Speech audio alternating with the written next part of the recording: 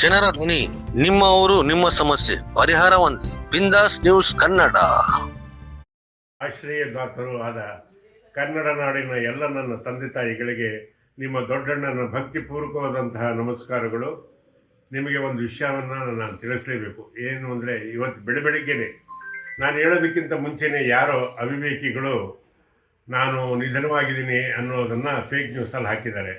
ಅದು ಶುದ್ಧ ಸುಳ್ಳು, ಶುದ್ಧ ಸುಳ್ಳು, ಶುದ್ಧ ಸುಳ್ಳು. ನಾನು ಆರೋಗ್ಯವಾಗಿದ್ದೀನಿ, ನೆಮ್ಮದಿಯಾಗಿದ್ದೀನಿ. ಹಾಗಾಗಿ ಈ ವಿಷಯನ ತಮಗೆಲ್ಲ ತಿಳಿಸ್ಬೇಕು. ನನಗೆ ಬೆಳಗ್ಗೆಯಿಂದ ಮುಖ ತೊಳ್ಕೊಳ್ಳೋದಕ್ಕೂ ಬಿಡ್ತಾ ಇಲ್ಲ. ಎಲ್ಲ ನನ್ನ ಪ್ರೀತಿ ಪಾತ್ರರು, ನನ್ನ ಅಭಿಮಾನಿಗಳು, ನನ್ನ ಬಂಧು ಬಳಗದವರು, ನನ್ನ ಮಕ್ಕಳು ಮೊಮ್ಮಕ್ಕಳು ಎಲ್ಲ ಫೋನ್ ಮಾಡ್ತಾಯಿದ್ರು. ಅದಕ್ಕೋಸ್ಕರ ಈ ವಿಡಿಯೋ ಮಾಡಿ ನಿಮ್ಗೆ ಆಗ್ತಾಯಿದ್ದೀನಿ.